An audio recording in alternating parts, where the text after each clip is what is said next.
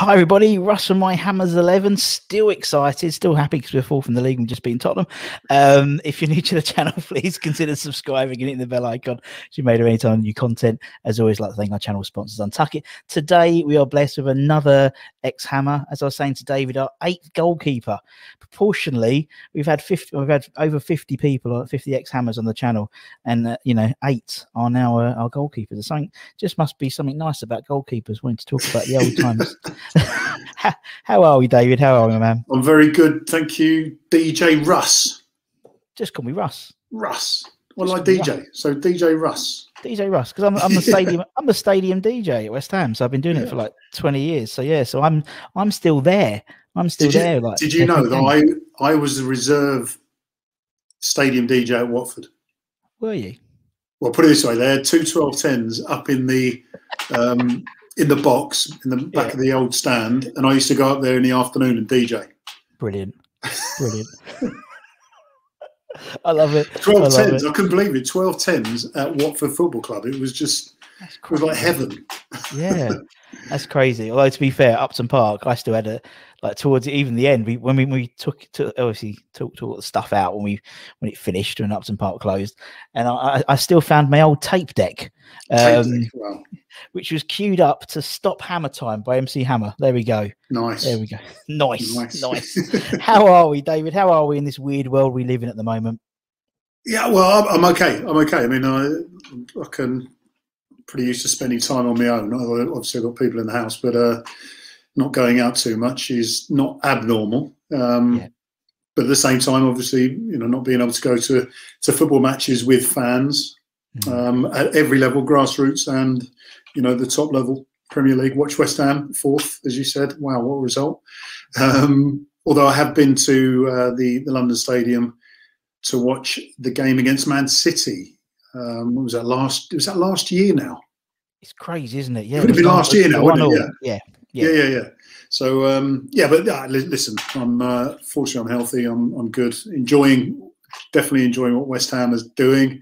What David Moyes and the boys do. Oh, mate, just there was a little bit of a joke in it at the beginning, but then all of a sudden it's starting to get serious, which is marvelous. Yeah, it is getting a bit serious now. It's the reverse of squeaky bum time now. It's like, where can we go now? It's like dare to dream time. We're not used to it. So it's long may it continue. But as long as we did one over the enemy yesterday, that's all everyone's bothered about. So that was fine. That was all good. Exactly. But as you said, West Ham are doing well. Obviously you play for a number of different clubs, David. When all the results come out, do you look at all the how Villa done, how Liverpool done, how West Ham done, how Portsmouth do you? Always, yeah. I kind of, because I'm not overly active on social media, and I kind of look at it every now and again. I think I want to do, but there's this weird thing. It's where say West Ham win. I mean, if I'm watching a game, quite often I'm covering it for international TV. Yeah. So I don't mind tweeting something about something I'm doing.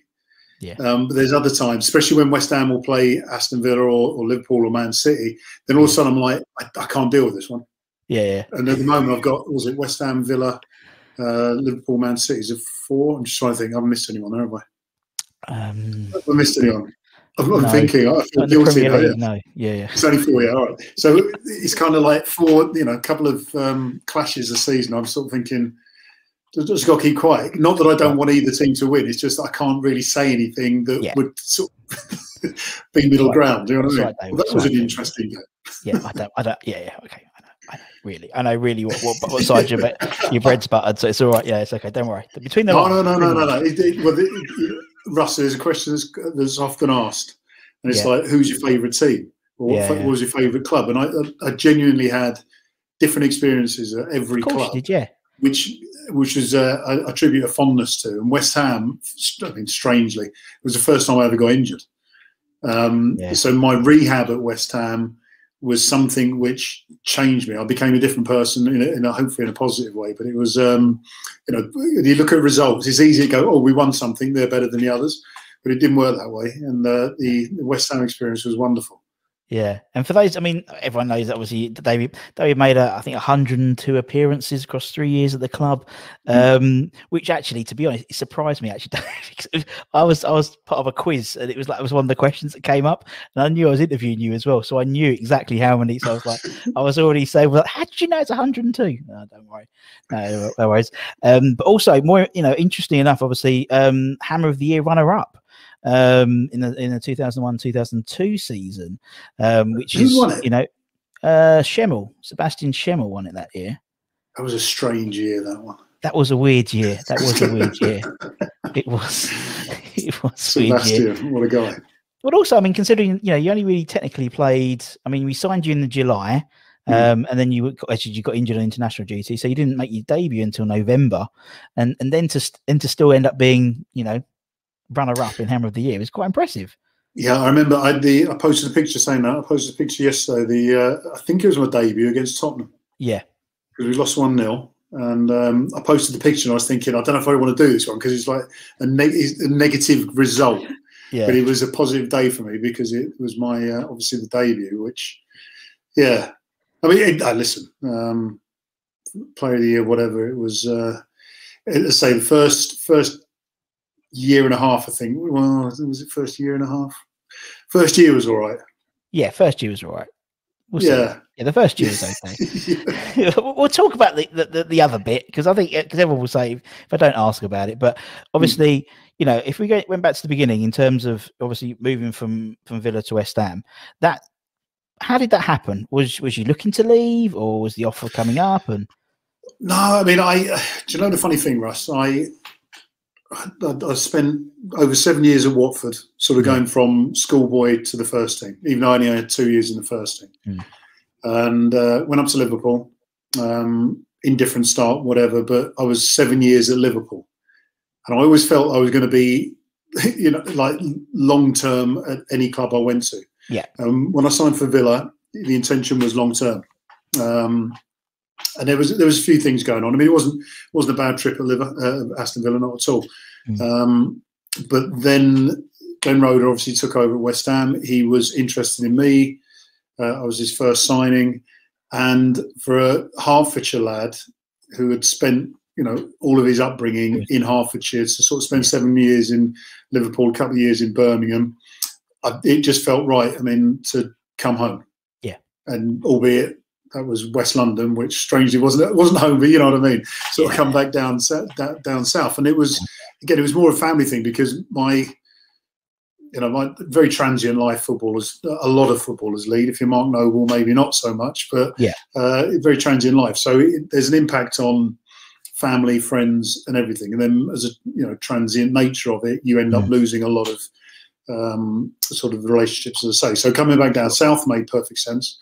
And, I spoke to Glenn and was like, yeah, I'm doing this for the right reasons. I'm not just bailing out because there's nothing to bail out of at Aston Villa.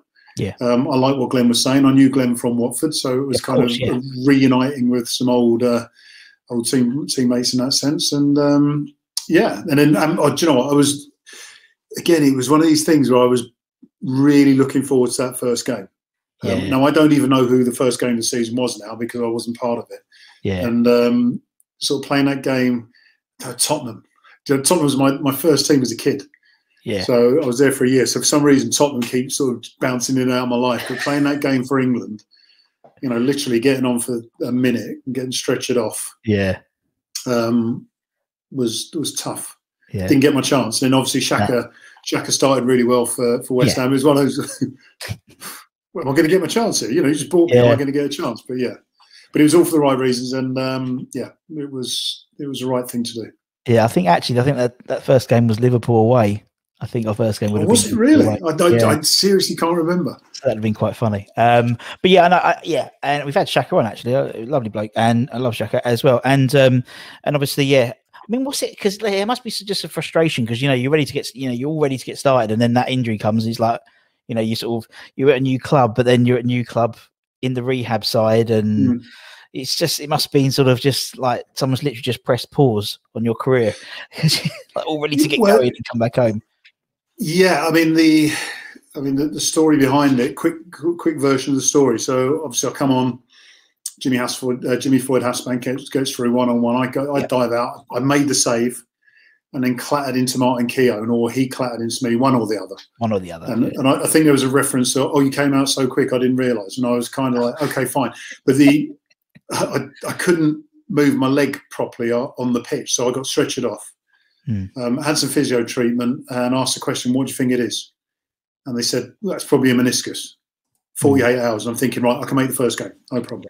And I went in the following day at training. I'm sorry, I was in a hotel at night. I was scratching the top of my leg where it was sore, and my leg was literally moving as I pressed it. It was moving. I was thinking, it doesn't feel normal. That it wasn't doing it on the other leg, and I was thinking, oh, maybe that's a meniscus because I've never had a proper injury. Yeah. And John Green, the physio, saw me lying on the physio bed from the door of the porter cabin, as it was, and he went, PCL. And I went, well, how can you tell? And he went, because look at your leg, it was like that. Yeah. And then all of a sudden it's like, hang on a minute, this isn't 48 hours, is it? And then it's, no, this is like 3 or 4 months. So, yeah, it was very, very frustrating. And again, I mean, I think the idea of your best club is the time we did something magnificent. Yeah. But that rehab process pushed me to completely different boundaries in the sense that I was taking on new skills, having to do new exercises. There was different styles in sports science, if you like. All the plyometrics were starting coming in, and I just loved it. Yeah. But then there was a moment, and when you watch these movies and there's sports movies, and you watch the guy who's injured, and I always attribute it to like a Rocky moment. Yeah. And we were in the indoor gym, and the door was open, and it was raining. Absolutely, it was cold. It was wet. It was horrible. And I just stood there, and I was like, I'd love to be out there. Yeah. And at that moment, it's kind of like that feeling of that yearning to be out there, and I wish I'd never really had. Guaranteed, if I hadn't been injured, I'd have been out there going, "Stroke, I want to be indoors." Yeah. So yeah, I learned a lot about myself there. It was good. Yeah.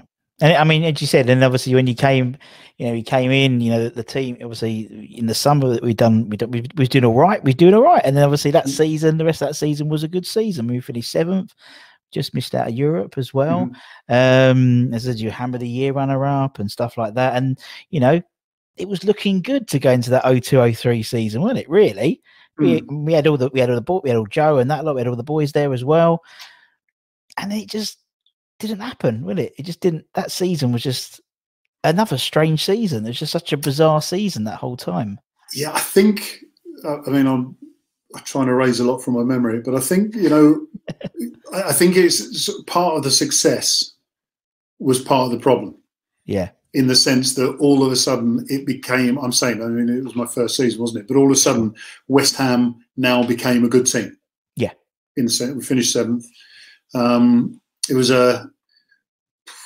some weird things, right, Russ? So I go from Aston Villa, and again, it's all I say material. I went from Aston Villa.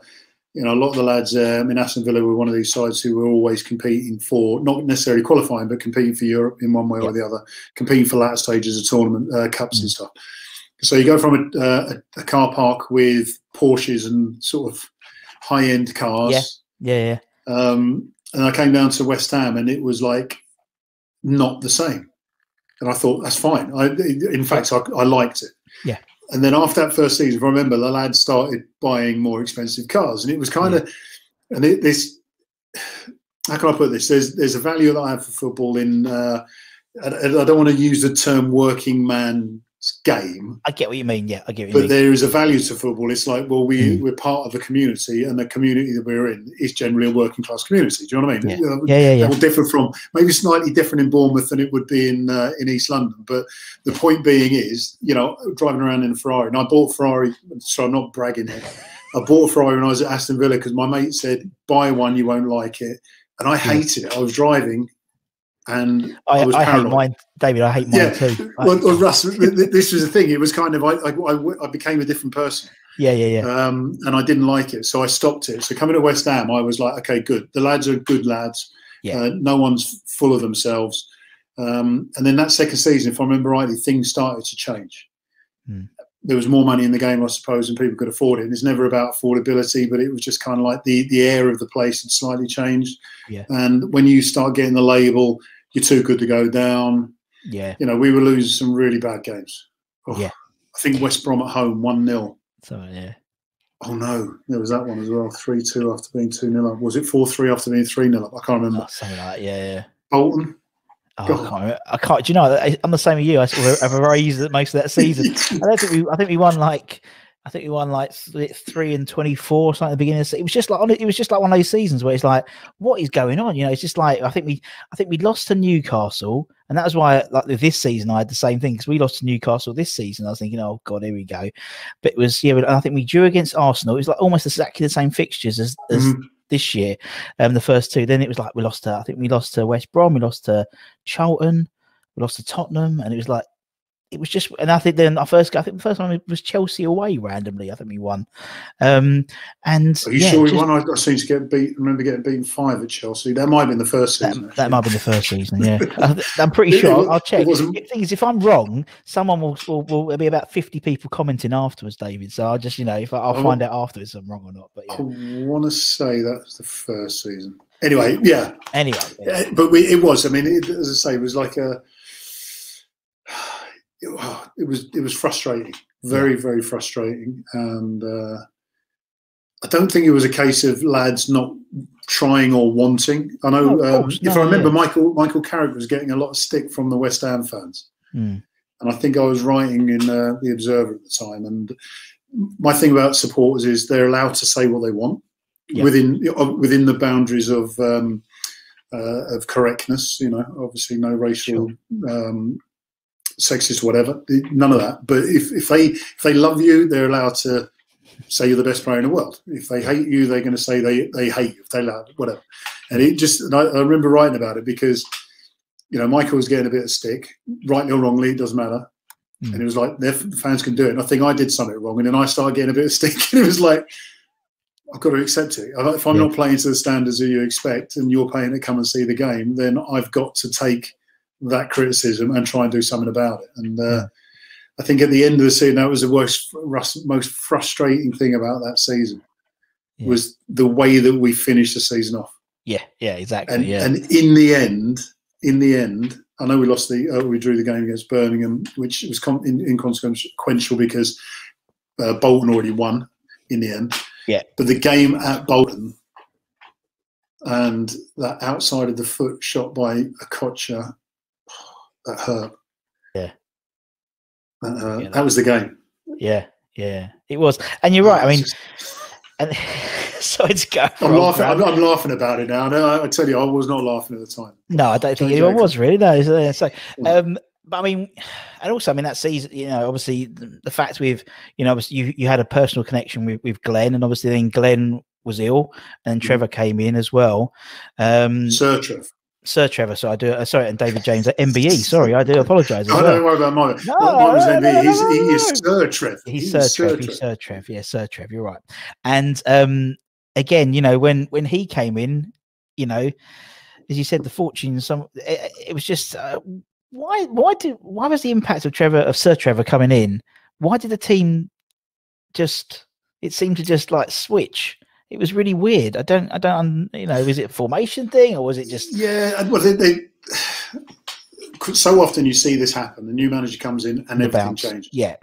And, I, as an observer, because I'd argue that my sort of early days, I didn't have that many managers. But from an observer point of view, it's easy to go, if they can't do it for the old one, why are they doing it for the new one? Yeah. The new manager quite often will have he'll set up a completely different playing system. He might change the personnel, or environmentally, he might have a different approach. And there's a very, I'll say the way it is. There was a very traditional way in training in English football. Yes, very traditional. That would be train Monday, Tuesday, have a day off Wednesday, train Thursday, and then Friday you would look at the opposition. Traditional, So you get in that rhythm. It doesn't matter what you do Monday, Tuesday, Wednesday, or Thursday, whatever. It was only Friday that you started looking at the opposition. It's like they play 4-4-2, blah, blah, blah. And I remember the Chelsea game. It was a Chelsea game. I'm not sure if it was that Trevor's first game. I can't remember, to be perfectly honest. Something weird happened, right? The strangest thing. So we're down at Bodymore. I've got my Claret Blues. Savile. Yeah, sorry. Aston Villa. So we're at the training ground. Yeah. Chadwell Heath. That's the one. I've got the word B in my head. So so Chadwell Heath. We're at Chadwell Heath, and Monday, and so Trev walks around the pitch, and he goes, "Jamo, or Jamesy, whatever he called me." He said, "Keep an eye out for that." I can't remember if it was Bakayoko or Hasselbeck or one of their players. Yeah. And I said, he said, "Keep your eye out for him because he likes to shoot from distance." And I'm like, "Trev, are you all right?" And he goes, Yeah. I said, "Trev, it's Monday." And I was being ironic or sarcastic because it was like Monday, and we are preparing for the opposition next weekend. And if I remember rightly, we won 1-0. Not that his scenario actually worked out, but it was just the idea that all of a sudden we weren't just training for the sake of training and then dealing with the opposition. Now, there's managers up and down the country who say, "Oh, we always do things, but we don't tell you about it." But this was an explicit desire to focus on the opposition from the first opportunity. And, I think he had a record, 11 games? He works out our best manager ever or something like that. If you multiply, I think 11 games, 1 defeat. There might have been a couple of draws in there, but it was just, again, you're talking about a manager or a coach at the time who just created a different environment where people were literally focused. And again, from an outsider's point of view, you go, why wasn't that the case in the first place? But the difficulty is you're going to do what you do, and having been a manager, I employed a certain style or create certain environments, and that's why I'm not a manager anymore. But not because I was wrong, but my environment was very challenging. So so Trevor came in, breath of fresh air, and so close. So close.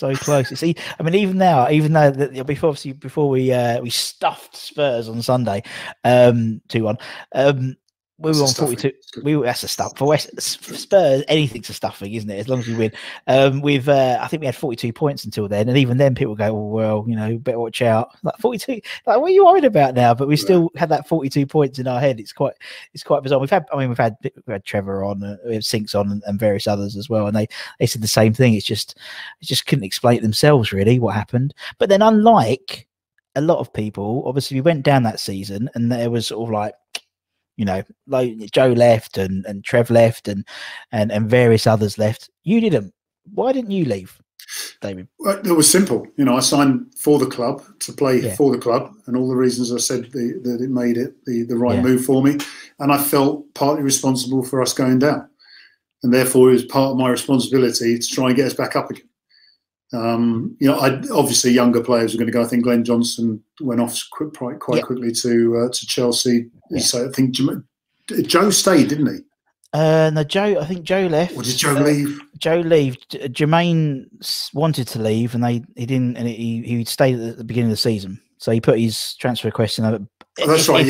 A day after, if the room was meant to be. I think Trev left, Freddie Canute left, Di Canio left, Glenn, Joe, and Les Ferdinand. I think they all left. So that was, it's like, and obviously then we were in the Championship then. And as I said, you stayed. Mickey Carrick stayed. So a few stayed. But it was just interesting to see why, because obviously the mindset of some people, and you had the job to do. I tell you what, I said genuinely, it was. I say genuinely, like nothing else is genuine. It was a case that there was a responsibility, and I mean, I look at the West Brom game. I'm sure that was in that season, 1-0. I can still remember. I can't remember. It was Kevin. I can't remember who scored, but it was because we lost 1-0. I remember the guy from Nottingham Forest out on the wing scoring from 35. There's loads of goals I remember. And I think they just keep coming up every now and again. I'm like, how did I let that in? Yeah. And it must have been a bad place to let it in. Yeah. As in performance-wise, mentally, you know, there was a lot for me going on off the field at the same time as well. But it didn't mean that I shouldn't have been able to do my job. So I say job, I shouldn't have been able to perform at the levels that were expected of me. And in the end, as I say, you know, right, do I sacrifice another year in the Premier League for a year in the Championship to get promoted? And I was like, actually, it's not a question. I'll do that. Yeah. I think there was a call for Sir Trevor to sort of continue the following season. Yeah. Yes. Yeah. And it was like, come on, do it. And he obviously turned that down. And yeah, because obviously, but then he still came back afterwards, because I think in that, I mean, you left in January that season, I believe, and I think in that time you had 3 managers. Yeah, Glenn came back until the end of August, wasn't it? And then Trevor came in, and then Pards came in. He could have only been there for a game or two. I know, exactly, but yes, it's still one for the still stats, isn't it? It's still one for the stats, isn't it? Still a cap, he's still a cap. Yeah, there's still a cap. You know, still counts. And so because that must have been, again, you know, it's like you start all pre-season, and Glenn comes back, and then he's gone by the end of August, and then Pards comes in. I mean, chalk and cheese from him and Rhoda, really, in terms of their personalities. Chalk and cheese. Or chalk and chocolate, as some people. I was going to say there's some other confectionaries which would probably be more suitable. Yeah, it's all right. It's in Poland. You never watch this at the moment, so it's all right. Well, I mean, listen, Alan did some very good things with West Ham, so it's not about his managerial capabilities. But I think when I was there, it was obvious that he needed something different, or wanted something different. Whether he needed it is another thing, but he wanted something different. And you know, I was old enough and wise enough to realise that it wasn't working. I.e., excuse me, not that we had a bad relationship, but the idea of him possibly not wanting me to be there, and then me still being there, was kind of like, okay, if that's the way it is, then fine. And then Kevin Keegan, my old England manager, he brought me back in the squad, never played me, but Kevin Keegan called from Man City, and it was kind of like, well, you know, and one of the most important things about this as well. Sorry, there's me talking about the Premier League. I was England's #1 theoretically the year we got relegated, or the season we got relegated, and it was the closed tournament season, was it 2003? Yeah. So going in the Championship meant that, you know, not playing in the Premier League is fine, but then I was asking the question: am I going to keep my England #1 space? Yeah. And I thought, again, it doesn't matter. I'm doing this for the right reasons to help the club, try and help the club go back. And I played some games for England as a Championship, qualifying games as well as a Championship goalkeeper. I was buzzing. Yeah, seriously buzzing. I was like, yes, you know, it wasn't. I don't know if anyone had paid too much attention to it, but for me, it was like, good. You don't have to be a Premier League player to be playing for England. Although a lot of England fans should say, hang on, you should be a Premier League player if you play for England. But it was strange times. But I mean, it was a strange time. It was a strange time at West Ham. But you know, it's all right. We can look at it now and look back and not laugh, but looking back and there was a new stand as well, wasn't there? Yeah, that was the 2000. Was that the season? That was my first season being the DJ. Was that new stand, the Rio stand?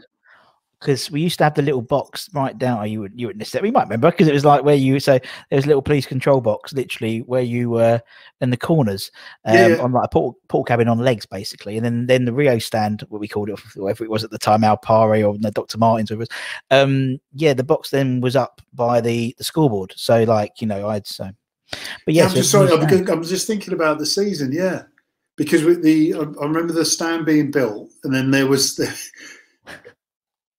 right, so you can imagine a well-oiled football team, and any bit of, I say well-oiled, a sufficiently oiled football team, and then a bit of disruption, a bit like changing the training ground. And if I remember rightly, West Ham changing training ground also coincided with a bit of not so good form. I might be wrong about that, but I'm pretty sure that's what happened. And the stand was changed, and they introduced the executive boxes / hotel. Yes, they did. Yes.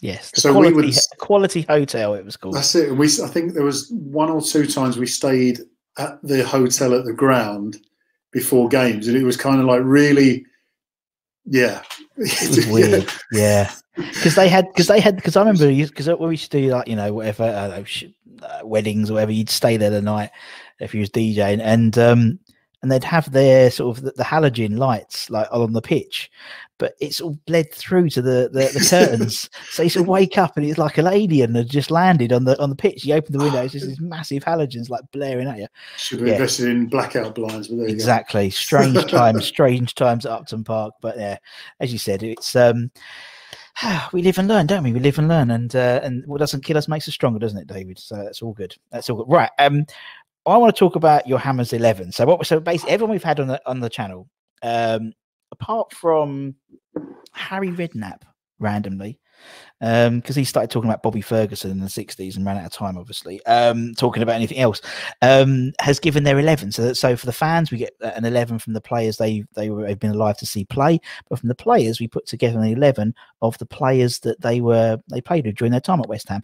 Now you had, to be fair, I'd say modern day golden era of West Ham, really, particularly from an England perspective with Joe Cole and people like that and Trevor's. And so it'd be interesting to see. We'll play a 4-4-2 as well. I know you used to be a manager and stuff, but we'll do 4-4-2 because that's all I can do on graphics. Just a number. Just a number. Some numbers, shall I say? That's literally what it is.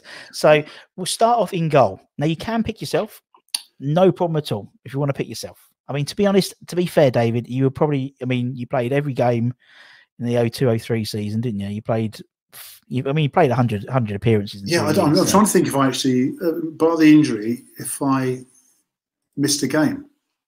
I don't think you did. I don't think you did until Jan. Obviously, yes.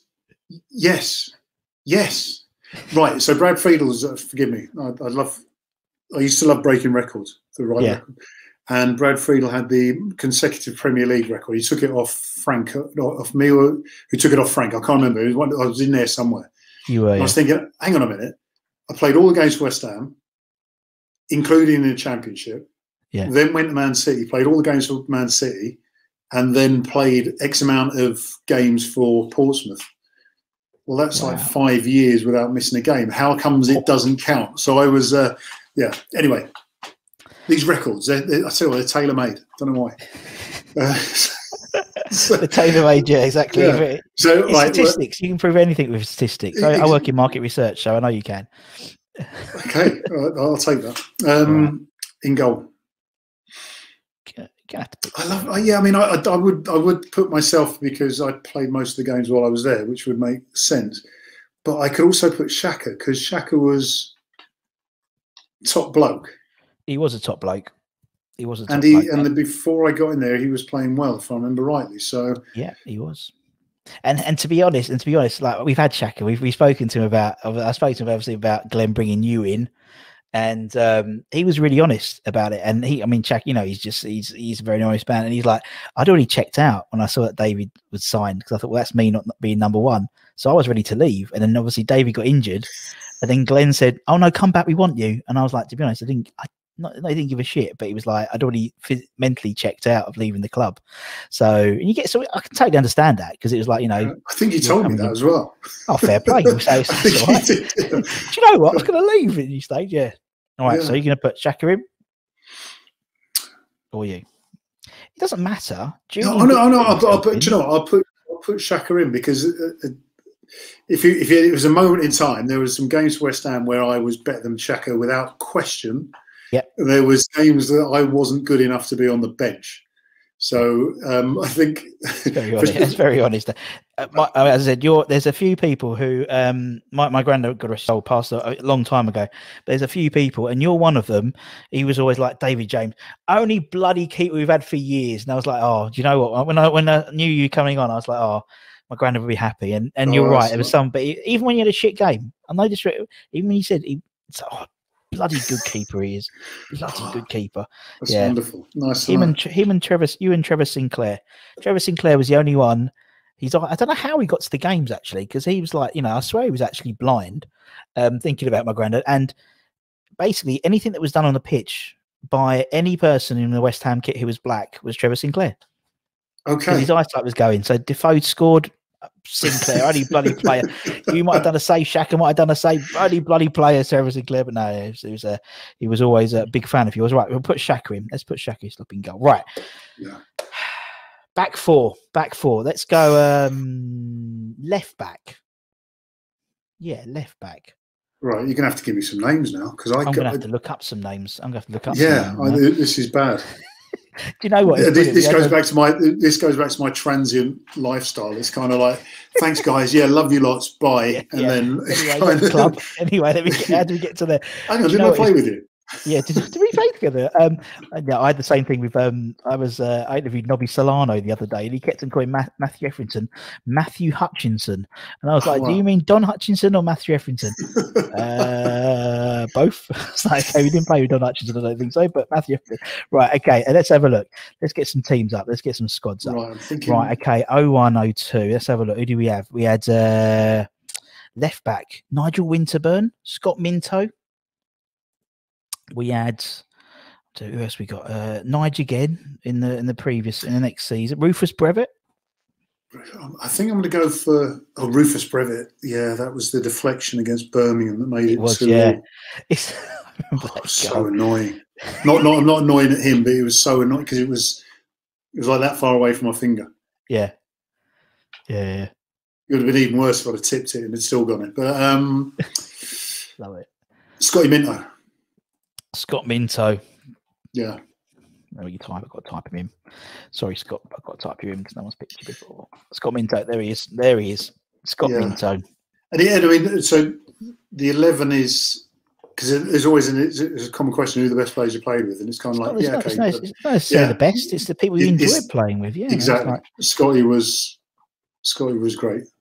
Yeah, nice guy. Scott Minto is. I think he was always did he always go on the sunbed? I'm sure he went on sunbed. He was. If not, he definitely does at the moment. He's still. I think he shaved himself as well. He shaved his chest, so he looks a little bit more chiseled. Oh, I should really try that. Maybe it might work for me. Here we go. Right, let's go. Nothing will work with that. Okay. Put Minto in. Let's go right back. So right back, we'd have had Glenn. Oh, actually, Glenn Johnson. That's an easy one. I would have said, yeah. Or Sebastian Schemmel, but well, here we go. Actually, it's a great shout because I'm trying to think how many games Glenn Johnson actually played. He didn't play a lot. He was one of those guys. I think Glenn probably played less than 20 games for us in the club. I'll go for Sebastian Schemmel because there we go. Because Glenn Johnson was my right back at Portsmouth. He was, but then But did Schemmel, because he went to Portsmouth as well, was you still at Portsmouth and Sebastian? No. But I remember Sebastian at West Ham. Yeah, being a wonderful person, which is important. Yeah, and obviously a great defender. Yeah, so great. He won Player of the Year. He did. He runner up. I can't remember who was runner up that season, but it's someone. It was someone who's good.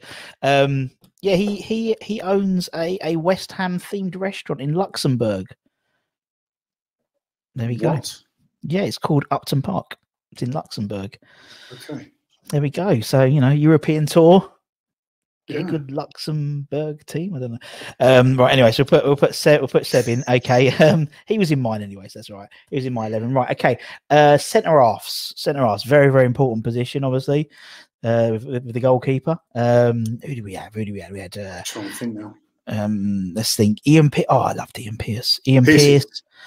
Yeah, top guy. Yeah, Pierce is in there. Yeah, he was in my team.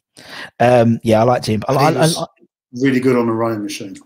Was he? Really, really good. Yeah, I think he was near. I want to say Olympic standard, but anything better than good is like Olympic standard because he was good. Good rehab. Was it? Yeah, because obviously he was injured as well, wasn't he, for a while?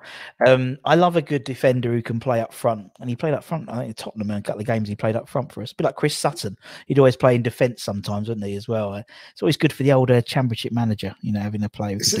He scored against me, actually. Yeah. I don't know if he's playing up front or he scored when he was at Fulham. Yeah, he did, yeah, because he went to the same time as you when you went to Man City. You went to Fulham at the same time, wasn't it? I liked him, Pierce. Right, the other centre half. Right, let's have a look. Let's have a look who you would have played with. Let's have a quick gander. I can think of a couple of names, but they're not the ones who get. No. You tell me who I've got to choose from. No, you pick who you want, man. You pick who you want. No. I'm trying to think because it's like Piercy. He didn't spring straight to mind. Maybe I should have done some homework on this. Well, in the meantime, while I'm doing some homework, you can all look at this. Yeah, he's having a look. There we go. That's nice. Look at that. Oh, that's very good. The West Ham action man. This is fantastic. It's got the West Ham kit on. I know. That's cool. I like that. Yeah. Who's you play? Trying to deflect it. Yeah, it's deflecting. Yeah. Stalling. Right. So I think Foxy, Gary Breen. Foxy, God, I forgot about him. Repka, they played. Thomas Repka. I have to say him. You have to, otherwise we'll come and get you. You know, I'm not being. Oh yeah. He was Ludo McCloskey's best mate. Yep. Do you know what he would have given if he didn't actually do it? Anything for that team. Yeah. I agree. He was a very scary person. I'm trying to get him on as well, and he's even when he texts me, I get intimidated by a text message because even like if you might put the crossed hammers at the end, and you think even that's going to be like, you know, oh God, Thomas. Yeah. No, yeah, top guy. We had who did we have? Oh, I can't remember who he interviewed. It was an ex-player, and they said the only time they saw him generally lose it was when we used to have the guys to come clean the cars at Chadwell Heath, and one backed his car into the back of the training facility, and he had to be somewhat restrained. Otherwise, the poor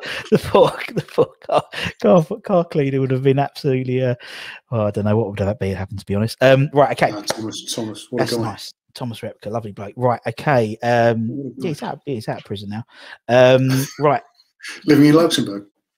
No, he's not in Luxembourg. No, he's in prison. Yeah. You should, yeah. I think Thomas's career, his West Ham sort of notoriety, even heightened when he left, because when he retired, he then was obviously he went to prison. He had problems with, you know, he bought hired cars and sold them as his own and stuff like that. Yeah, brilliant, absolutely crazy man. Right, okay, let's go into midfield. Right, okay, right midfield. Let's think. Right, let's help you out because I must say Sinks. It's got to be, yeah. It's got to be Trevor, isn't it? Got to be Trev. Love Trevor Sinclair. Yeah, loves it, and he must be good for goalkeeper. When you got, you know, thinking distribution wise, you know, like someone like Sinclair, you know. Yeah, no, he. I mean, it was 2002, so it's just before the World Cup. I just remember him in the World Cup in Japan. And it was just like he buzzed off that moment, obviously for the right reasons. But it was just like, yeah. And then obviously West Ham, Man City, because I followed him up to Man City, didn't I? And also slightly biased, but his son and my sons were mates. So, I see. But it's not for that reason I picked him. He's a top guy. We've had him. He's a nice man as well. Trevor Sinclair, and you know, I think he's obviously he does a lot on TalkSport now. I think he comes across. There's a certain player like Joe Cole and yourself. I've heard you on the international stuff when I've been watching probably not legal streams and stuff of games, and I just think there's something, you know, certain guys who've just got it in terms of the commentary analyst role, and like yourselves and Joe particularly as well. I think they're very good. And Trev, big fan of Trev's, obviously. I'll have to say that. And they will like this because I'll say that you picked him, and he'll retweet it. So that's great. You know, the old social media engagement. There's no social media bias in my selection, I can assure you. Yeah, good. I'm going to put Thomas Repka on there. So, right, okay. So put six. Let's go left wing. So left wing. Let's have a look. Who can we have on left wing? So we've got difficulties here. Yeah. I'm flicking through my head here. Left wing. Trying to think. Depends. I'm looking, I'm thinking, who are you going to play? But it's like, go on, hit me with some names because I'm thinking. Oh yeah, I'm thinking he's a forward. He's a right. midfielder. Okay, so let's think. You would. Well, I mean, you know, He's forward. people have put Joe on the left. You know, just to get him in the team. They've put who else? I'm just looking here now. Who are we going to have? Oh God, I forgot some. You play some great players. Rigobert Song, all of them. Right, let's think. Right, so he put. Was Sonny in my team? He played in he was in the 0102 squad. It says here. I don't remember. He played 6 games. Because I remember him. Oh yeah, he must have gone in the window then. Yeah, he must have gone in. Because I remember him from Liverpool. Yeah. Yeah. Yeah, he would have done. Yeah, because we had loads left, didn't they? So like, piercing that. So you'd have had Joe. You could put Joe on the left. In 0304, you'd have had Matty Etherington. There was loads in the 0304 because we bought loads of sort of those type like Joby McAnuff and people like that. But yeah, I'm just trying to think who I was playing with. I'm gonna go for Joe. Yeah. Because he was more flexible in roles, not because I'm trying to squeeze him in. I know what you mean. But he was more flexible. That sounds exactly the same as trying to squeeze him in, doesn't it?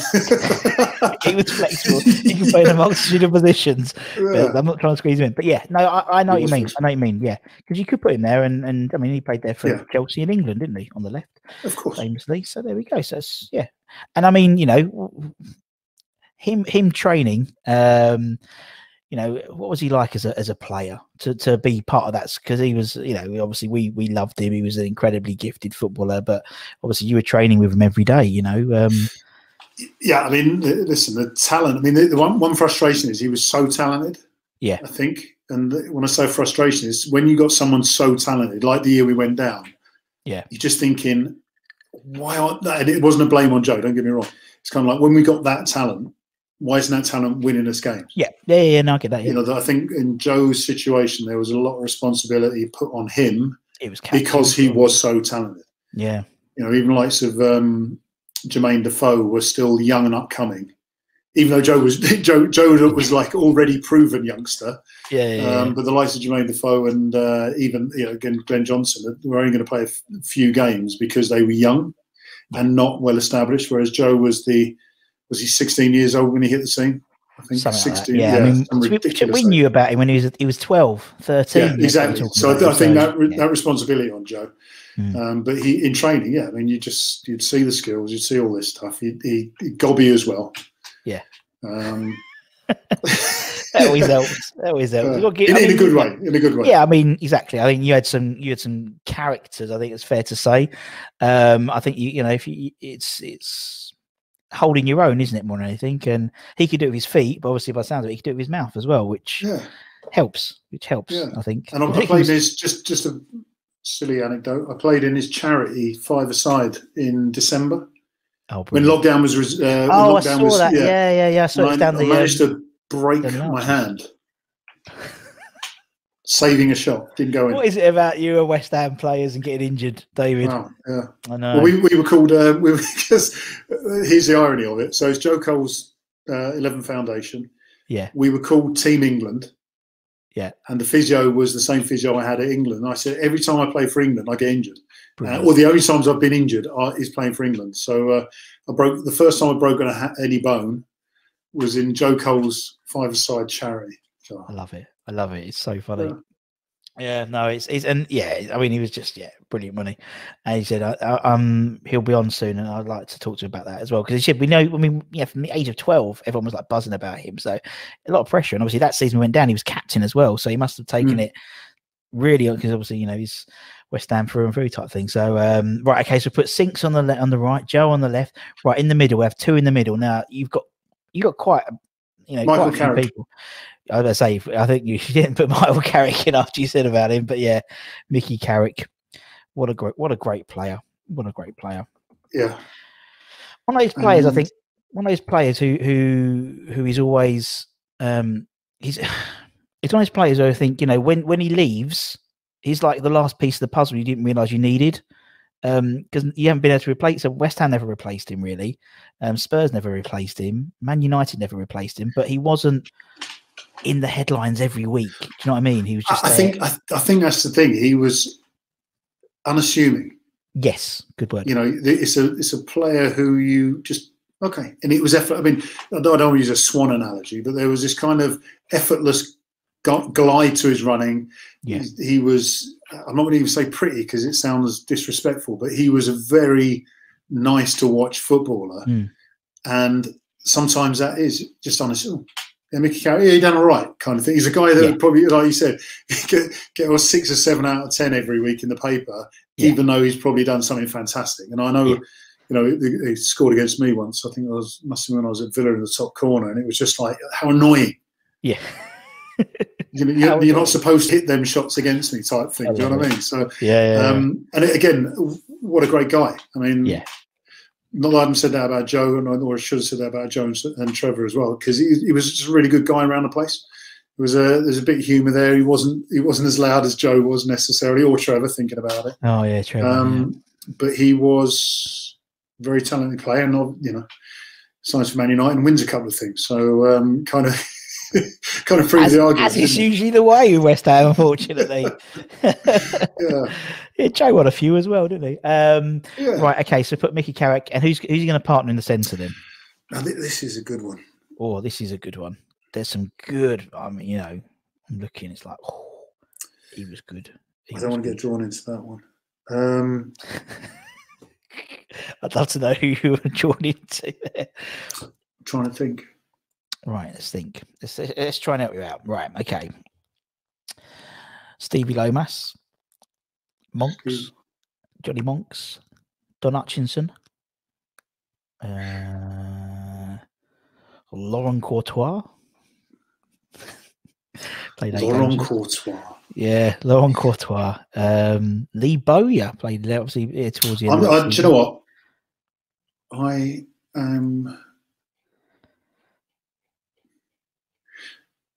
think I'm going to go for Don. Deadly Don.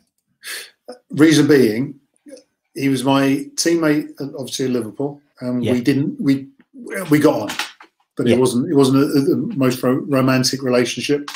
And then coming down to West Ham and Don being there, he was a different person in a positive way, in a more positive. I know what you mean. Yeah.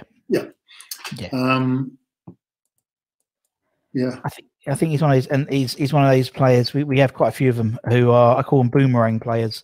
Joe's one as well. You know, he goes away, comes back. Shaka's one as well. He goes away, comes back. But they all do. Or they come back and they be a manager, or they come back and be a coach, or, you know, it happens quite often with West Ham. It seems, we have players who leave and come back, and but yeah, it's all good. Right, okay. So I'm just remembering him chesting one back, and I can't remember who it was against. Was it? I don't know if it was Birmingham. It would have been Birmingham. Would it have been Birmingham? Could have been Birmingham. It was a horrible one. It was like the ball, you know, like a corner or something. The cross gone in, he chested it. And as I'm going for it, the forward ran past because he chested it short. Yeah. And the forward toe pokes, it goes through my legs. And it was another one of those games where we ended up like, how did we not win that game? Yeah. It was just give him for that. Yeah, I'll give him for that. Forgive him. Good old Don. But you see, I mean, obviously, with forwards, they remember goals they've scored. Some a lot more than others. From a goalkeeper's perspective, do you remember saves, like top draw saves, or, you know, I remember that game I played, I did that, and it's more goals. Yeah, more goals you conceded. Yeah. And even the good ones should have been saved. It's really frustrating. Gotcha. The saves should have been saved because that's what I do or did. The goals are something I shouldn't have done. So therefore, it was always like, why didn't I? You know, even again, going back to that Birmingham game of Rufus, the deflection, it's kind of like there's a bit about the fact that we didn't win. Yeah. But it's just the goal. And if we had won 3-1, there would have been a goal in there conceded. It's kind of like, should have been 3-0. If could have, and, you know, it took me a little while to get over that. Actually, destroying myself in a way straight after the event. But that makes sense. That makes sense, being sort of over analytical about your performance and not sort of like, I can totally get that with you, man. I tell you that. Right, okay. Up front, first forward striker, whatever you want to call him. Jermaine Defoe. Natural goal scorer, wasn't he?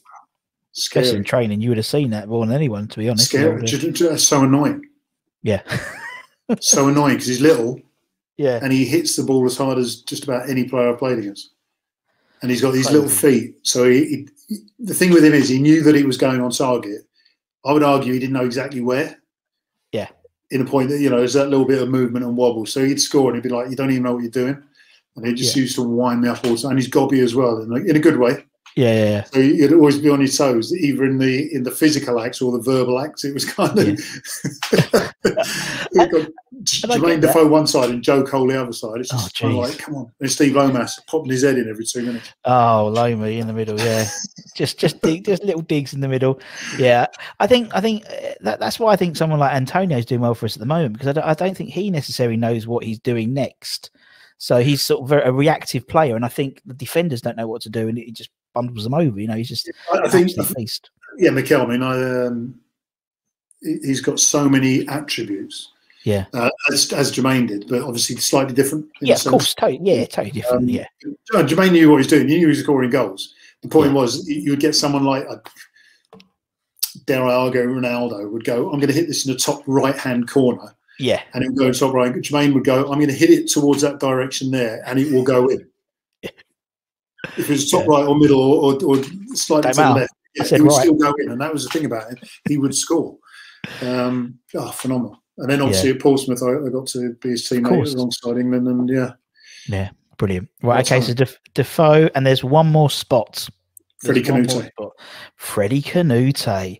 See, he doesn't come up very often, and I think that's a travesty, because I think he was brilliant for us. I love him. Yeah, but he has, I suppose statistically, you would argue that he wouldn't be the man. Yeah. But Freddie Canute, he was the most gentle guy, I think, in that change room. Yeah. If you can imagine, you got Thomas Redker and you got Freddie Canute. I mean, they were polar opposites in just about every description. I mean, if they weren't wearing the same kits, you'd think the kits would be a different colour. Or the opposite colour. But no, because Freddie's another one. He was unassuming. I think, again, when you look at Michael Carrick, Freddie Canute was the striker version of Michael Carrick. Yes. Yeah. He had a long gait, which meant he didn't look like he was sprinting, but he was covering a lot of distance. He could smash the ball almost apologetically. Yeah. And just around the change room, I found him such a wonderful bloke. So I'd put him in my 11 because he's, again, he can play. I mean, where did he go? Valencia, was it Valencia or Seville? Sevilla, yeah. Yeah. He went there and did the business over there as well, and obviously went to Tottenham as well. But apart from that, we just forget about that. Well, I remember they were the dark days. They were the dark days. Half of this team as well. By looks at it, to be fair, but yeah, let me just bring up so you can see. Right, this is your team then, and David. So yeah, I think it will definitely do it. Definitely do bits, as the kids say. I reckon there's a few of the fans who are going, that is a relegation side if ever I've seen them. But I don't think so. I think it's in their pomp. I think, they're best. At their best, exactly. And we've got. Yeah. Can I just take a photo of this? Yeah. Well, I'll send you. You'll get the link in there anyway. But you take a screenshot then. Go on. No, I'm going to send it to the group chat so Don sees it. Oh, good. Yeah, and I'm we'll talk afterwards. I want to. Anyway, we'll do that. Let me just bring you back in. J-Mo, man, it's been brilliant. It's been great chatting to you. I've really thoroughly enjoyed it. I only said I'd take 45 minutes of your time. I've been almost an hour, but thank you. It's been brilliant. Not at all. It's been really, really fun.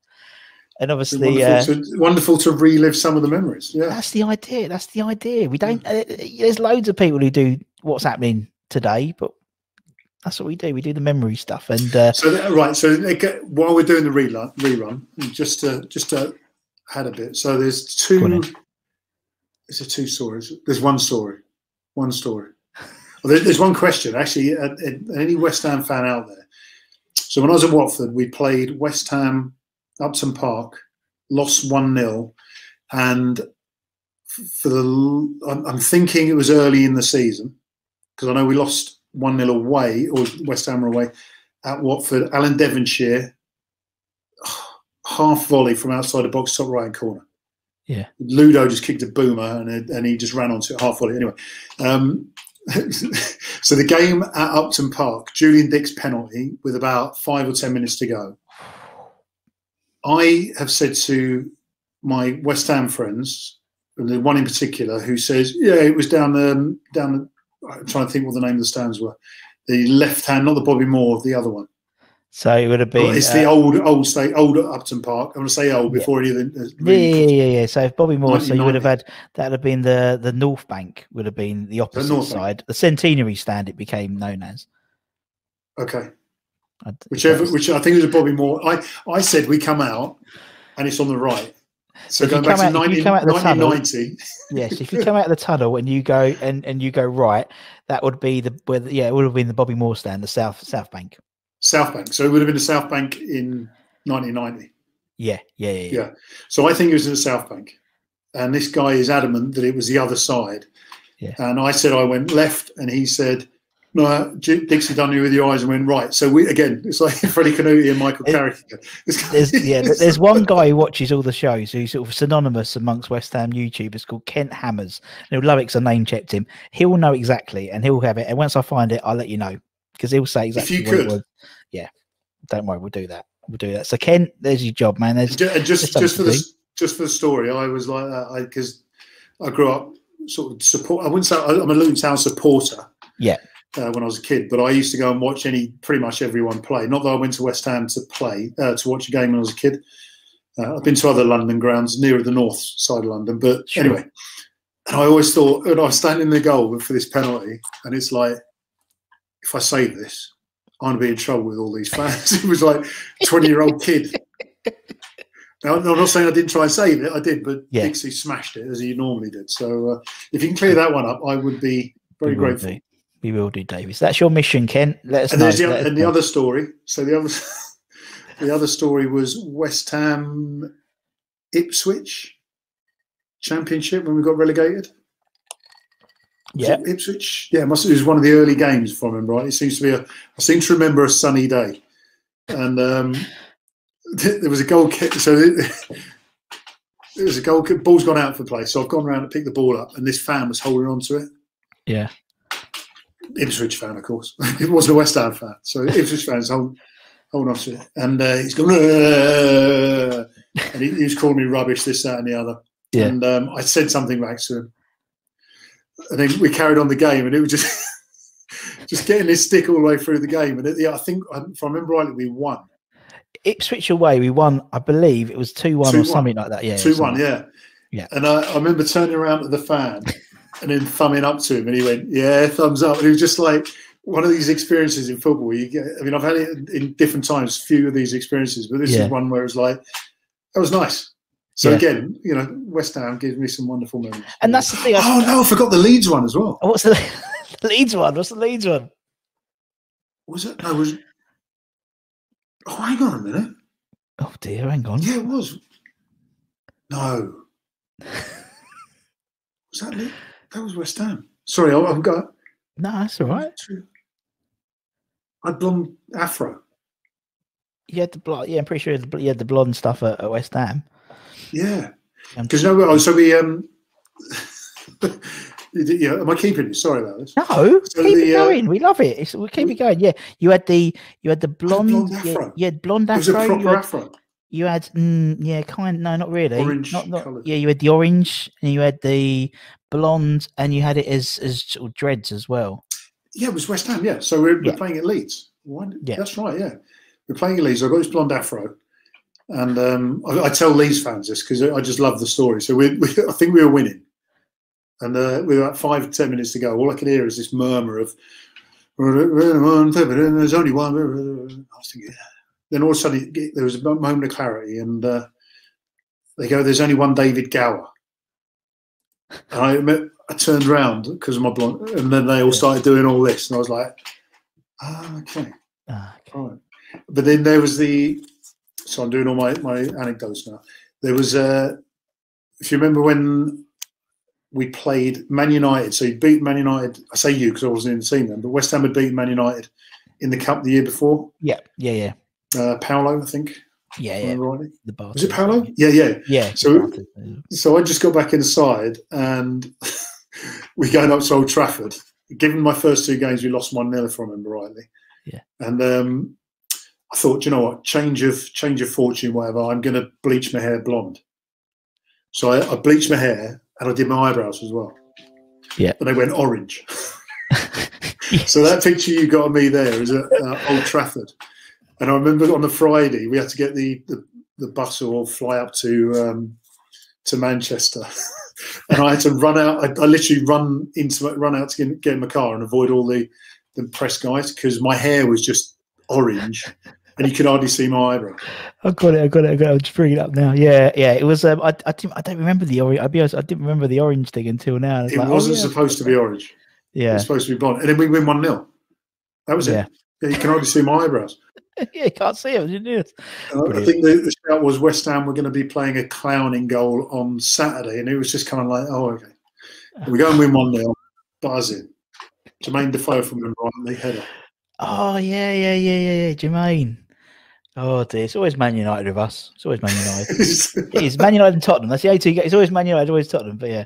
Anyway, James O, James E, Jamo, whatever you want to be called today. David, it's been lovely. Honestly, thank you. My pleasure. Thanks everyone for watching and listening. Whatever you do, subscribe, share, all that type of stuff. Everything all that good stuff. Do a little rusters. There we go. Comments, like and subscribe. And for myself and from David, take care, everyone. Stay safe. Wash those hands. Get those jabs. Come on your irons, and we'll see you again very, very soon. That's it, David. See you later, everyone. Take care.